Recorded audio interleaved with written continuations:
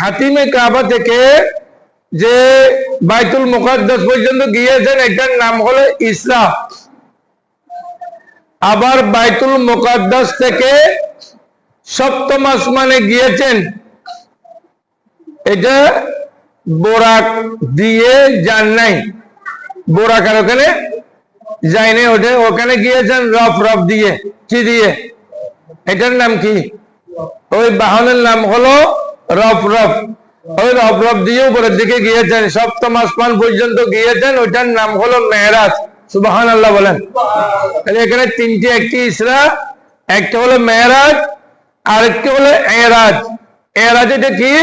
সপ্তম আসমান থেকে উপরের দিকে রাসূল করিম সাল্লাল্লাহু আলাইহি ওয়াসাল্লাম যে গিয়েছেন ওটার নাম হলো এরাজ। তাহলে মেরাজের মধ্যে কয়টি আছে? তিনটি, একের ভিতরে তিন। একটি হলো ইসরা, আরেকটি হলো মেরাজ, আরেকটি হলো এরাজ। এই তিনটি জিনিস আছে এখানে। যা হোক, এখন আল্লাহ রাব্বুল আলামিন যে নবীজিকে এটা দেখাইয়েছেন, কাকে দেখাইয়েছেন? আমাদের নবীকে। সুবহানাল্লাহ বলেন। দাওয়াত দিয়েছেন কাকে? আমাদের নবীকে। কিতাবে এসেছে রাসূল করিমকে নেওয়ার সময় হযরত জিবরিল আমিন, মিকাইল আলাইহিস সালাম দুইজন এসেছেন, অথবা কোন রাওয়ায়াতে আছে একজন এসেছেন। এসে রাসূল করিম আরাম করতেছেন। সেখানে কোন কোন কিতাব আছে হাতিমে কাবা থেকে গিয়েছেন, আর কোন কিতাবের থেকে আছে হযরত উম্মে হানি রাদিয়াল্লাহু তাআলা আনহার ঘর থেকে গিয়েছেন, আবার কোন কিতাবে আছে নবীজির ঘর থেকে গিয়েছেন। তাহলে ফেরেশতা কিভাবে ঢুকেছেন? দরজা তো লক ছিল। হযরত জিবরিল আমিন আল্লাহর কাছে আবেদন করেন, আল্লাহ বারিলাহি, আপনার নবীর ঘুম তো আমার জীবনের চেয়েও দামি, আপনার নবীর ঘুম আমি কিভাবে ভাঙতে পারি? আপনি বলছেন মেরাজে নিয়ে আসার জন্য, আমি আপনার নবীর ঘরের পাশে হাজির হয়েছি, তো তুমি আমার নবীজিকে দেখো না, কি করবা? ওই সাত দিয়ে সাত ফুটো করে সাত দিয়ে ঢুকো। সুবহানাল্লাহ। এই জন্য কোরআন মজিদে যে আইনা মা তুওয়াল্লু ফাসাম্মা, এই জন্য আছে যে ইউদরিকুমুল মাউত, আইনামা তাকুনু ইউদরিকুমুল মাউত ওয়ালাউ কুনতুম ফি বুরুজিম মুশাইয়াদা। অনেক কাফের প্রথমে একটা বড় বিরাট করে ঘর করেছেন 5000 ফুটের, তারপর 1500 ফুট, তার 3000 ফুট, 2000 ফুট, 1000 ফুট, 500 ফিট, এর ভিতরে 500 ফিট 100 ফিট করে গড়ে ওইটার মধ্যে আসে সে, যাতে মৃত্যুর ফেরেশতা তাকে না পায়, তার যাতে মারা না যায়। ফেরেশতা করে ঢোকার জন্য দরজা খোলার, জানালা খোলার কোনো প্রয়োজন নাই। কোন দিকে আসছেন? সাকফিল বাইতে। রাসূল করিমের সাকফিল বাইত বলেছেন, ঘরের উপরে ফুটু করে জিবরিল আমিন ঢুকে গেছেন ঘরে। বড় করে বলি সুবহানাল্লাহ। এই জন্য আপনি যেখানে থাকেন না কেন, কোরআন মজিদে এসেছে ইউদরিকুমুল মাউত আইনামা তাকুনু ইউদরিকুমুল মাউত। আপনি যেখানে থাকেন না কেন, একেবারে গড় করতে করতে পাতালপুরে চলে গেলে সেখানেও হযরত আজরাইল ঢুকে আপনার প্রাণ নিতে পারবে। আপনার ঘরের দরজা জানালা খোলার কোনো প্রয়োজন নাই। আল্লাহ হেদায়েত করুক, আমিন বলেন। ঢুকেছেন, ইয়া রাসূলুল্লাহ আমি তো আপনার কাছে এসেছি, এটা বলতে পারছেন না, কারণ নবীর ঘুম ভাঙা এটা বেয়াদবি হবে। আর হাদিস শরীফে আছে আল্লাহ রাসূল বলেছেন, আল আইনানে তানামানে ওয়াল কলবু ইয়াগজান। নবীজির চক্ষু মাত্র, চক্ষু মুবারক গুলো ঘুমান, কিন্তু কলব ঘুমায় না, কলব জারি থাকে। এই জন্য যদি ঘুমের মধ্যে কোনো ওহী নাজিল হয়, কোরআন শরীফের আয়াত নাজিল হয়, ওগুলো ওহী হিসেবে ধরতে হবে, ওগুলো কোরআন মজিদ হিসেবে ধরতে হবে। আর সাধারণ মানুষের ঘুমের মধ্যে কোনো মাসালা নাই। আপনার এমনি 70 টাকা ফরজ, ঘুমের মধ্যে আপনি জানেন না 70 উঠে গেছে, গুনাহ হবে না। যদি অনিচ্ছায় হয়, ইচ্ছে করে যদি আপনি কাপড় চোপড় উঠবেন, তাহলে ঘুমের মধ্যে থাকলে গুনাহ হবে, কারণ কেউ না দেখলো আপনাকে তো ফেরেশতা দেখতেছে, আল্লাহ দেখতেছেন, সুতরাং ওইটা করা যাবে না। যাক, এখন আসেন রাসূল করিমের হুজরা মুবারকে ঢোকার পরে আল্লাহ আমি নবীজিকে কেমন করে ডাকবো? তুমি নবীজিকে ডাকিও না, কি করব? আব্বিল খদমায়ে হে, ও জিবরিল তুমি যাও, তুমি ঘরে ঢুকেছো ঠিক আছে, আমার নবীর পা মুবারকের সাথে তোমার জিহ্বাটা লাগাইয়া দাও। সুবহানাল্লাহ। তোমার জিহ্বাটা আমার নবীর পা মুবারকে লাগিয়ে দাও, যখন ঠান্ডা লাগবে তখন আমার নবী জাগ্রত হয়ে যাবে। বড় করে বলি সুবহানাল্লাহ। এরপরে নবীজি জাগ্রত হয়েছেন। জিবরিল, কি তুমি এত রাতে কেন এসেছ, কি ঘটনা? এই ইন্নাল্লাহ মুস্তাকুন লিলিকাইকা, এ নবী সাল্লাল্লাহু আলাইহি সাল্লাম আপনাকে দেখার জন্য, আপনার সাথে সাক্ষাৎ করার জন্য আল্লাহ অধীর আগ্রহী। আপনি আপনাকে দাওয়াত দিয়েছেন আল্লাহ, আপনি আল্লাহর কাছে যেতে হবে। কোথায় যেতে হবে? কল্লা মকানে যেতে হবে, যেখানে কোন নবী যেতে। মুসা আলাইহিস সালাম দরখাস্ত করেছেন, আপনারা জানেন। মুসা আলাইহিস সালাম বলেন, আল্লাহ রব্বি আরিনি, কোরআন শরীফের আয়াত, হে আল্লাহ আমাকে একটু দেখা দেন, আমি তো আপনার নবী, আমি আপনার বন্ধু, আমাকে একটু দেখা দেন। রব্বি আরিনি, আমাকে একটু দেখা দেন। আল্লাহ বললেন, লন তারানি, তুমি আমাকে দেখতে পারবে না, ওয়ালাকিন উনজুর ইলাল জাবলে, হ্যাঁ তুমি ওই পাহাড়ের দিকে দেখো, তুর পাহাড়ের দিকে দেখো, সেখানে আমি জলওয়া পুরুষ হব, সেখানে আমি আমার নূর এবং তাজাল্লি দিব, তুমি ওইগুলো দেখতে পারবে, কিন্তু তুমি আমাকে দেখতে পারবে না। ওই জলওয়া দেখার পরে, আল্লাহর নূরের জলওয়া এটা দেখার সাথে সাথে ফাখাররা মূসা সাইকা, কোরআন মাজিদে এসেছে মূসা আলাইহিস সালাম বেহুশ হয়ে পড়ে গেছেন। বড় করে বলি সুবহানাল্লাহ। তাহলে বুঝেন, কোন নবী 1,24,000, 3,36,000 কোন নবী আল্লাহর সাথে সাক্ষাৎ করতে পারেন নাই, কিন্তু আমাদের নবী মুহাম্মদুর রাসূলুল্লাহ সাল্লাল্লাহু আলাইহি ওয়াসাল্লাম, আমাদের নবী আল্লাহর সাথে সাক্ষাৎ করেছেন। বড় করে বলি সুবহানাল্লাহ। কয়বার করেছেন? ক্বালা শাইখুল আকবর, শাইখে আকবর উনি বলছেন যে আরবাতুন ওয়া সালাসুনা মাররাতান, আমাদের নবীর মেরাজ একবার নয়, দুইবার নয়, তিনবার নয়, 34 বার আমাদের নবী মেরাজ করেছেন, আল্লাহর সাথে দিদার হয়েছে কয়বার? 34 বার। বড় করে বলি সুবহানাল্লাহ। এখন অনেক বিজ্ঞানী সন্দিহান হয়ে গেছে, নবীজি ওখানে কেমন করে যাবেন? ওখানে তো বাষ্প আছে, বাষ্পের মধ্যে তো মানুষ জ্বলে পড়ে ছারখার হয়ে যায়।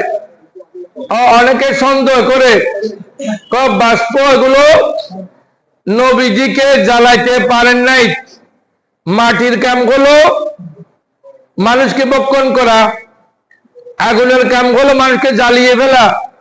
হযরত ইব্রাহিম আলাইহিস সালামকে যখন আগুনে ফেলেছেন, আল্লাহ বলেন, ইয়া নারু কুনি বারদা ওয়া সালামান আলা ইব্রাহিম, এ আগুন তুমি তোমার কাম তো জ্বালিয়ে ফেলা, পুড়িয়ে ফেলা, কিন্তু আমার ইব্রাহিমের একটি পশম তুমি জ্বালিও না। সুবহানাল্লাহ।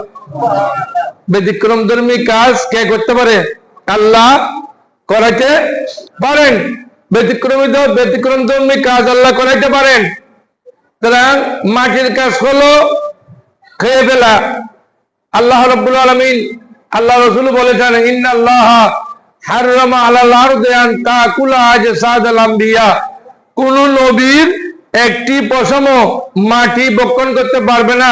আল্লাহ তাআলা নিষেধাজ্ঞা জারি করেছেন, হে মাটি তোমার কাজ হলো বক্ষণ করা, কিন্তু তুমি বক্ষণ করতে পারবে না কাকে?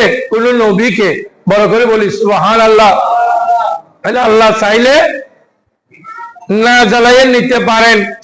হযরত জিবরিল আমিন ছিলেন সাথে। জিবরিল আমিন যেতে যেতে যেতে যেতে সিদরাতুল মুনতাহা পর্যন্ত গিয়েছেন। সিদরাতুল মুনতাহা যাওয়ার পরে আল্লাহ বলেন, হে জিবরিল তুমি আর আসিও না। জিবরিল তু রাজা নজল যা মোহাম্মদ आके मिल जाओ के तुमको हम बुलाते हैं। जिब्रील राजा नजल जा मोहम्मद आके मिल जाओ कि तुमको हम बुलाते हैं। जिब्रील তুমি আর আসিও না, তুমি আসলে তোমার 700 পাকা আছে সবগুলো জ্বলে সারকার হয়ে যাবে। তুমি আর আসিও না সিদরাতুল মুনতাহার পরে একমাত্র আমার হাবিব আমার বন্ধু মুহাম্মদুর রাসূলুল্লাহ আসবেন। বড় করে বলি সুবহানাল্লাহ। তো হুজুর জিবরিল আমিন তো নূরের, এ ব্যাপারে কোনো সন্দেহ কারো নাই। আল মালাকু নূর, নূরিয়ুন, ফেরেশতারা নূরের তৈরি। ইয়াতাশাক্কালু বিআশকালিন মুখতালিফা, তারা বিভিন্ন সূরত ধারণ করতে পারে, আকৃতি ধারণ করতে পারে। ইয়াবুদুল্লাহ কুল্লা ইয়াউমিন ওয়া লাইলা, প্রত্যেক দিন দিন রাত তারা আল্লাহর ইবাদত করতে থাকে। লা ইউযাক্কিরু ওয়া লা ইউআন্নিসু, তাদের মধ্যে পুরুষও নাই মহিলাও নাই। আল্লাহ ইয়াকুলু ওয়া লা ইয়াশরিবু, খাবারও নাই পানিও নাই, এরা কিছু করে না।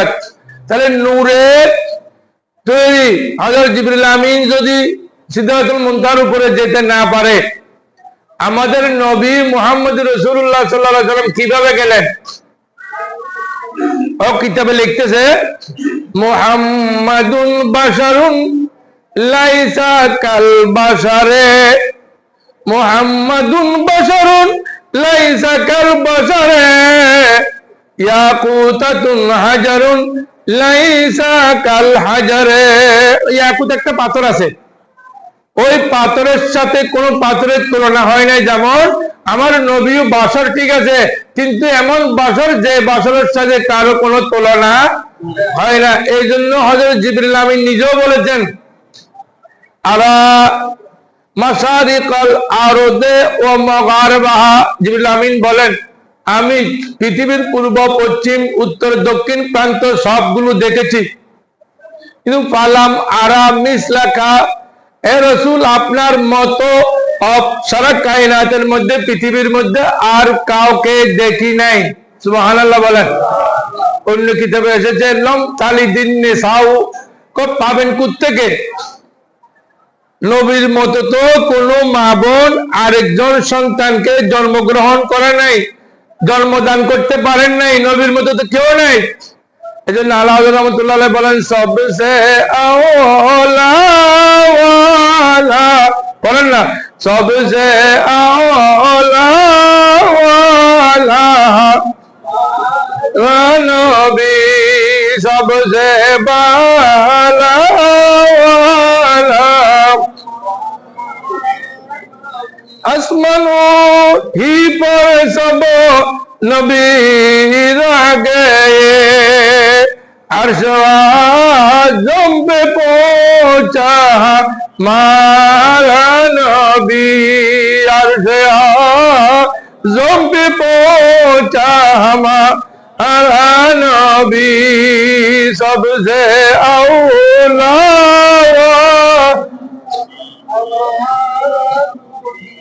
যা হোক সময় কমে গেছে, ইনশাআল্লাহ বাকিদের সামনে আলোচনা হবে। এতদূর বুঝেন আমাদের নবীর মতো 3,36,000 নবীর মধ্যে কেউ নাই।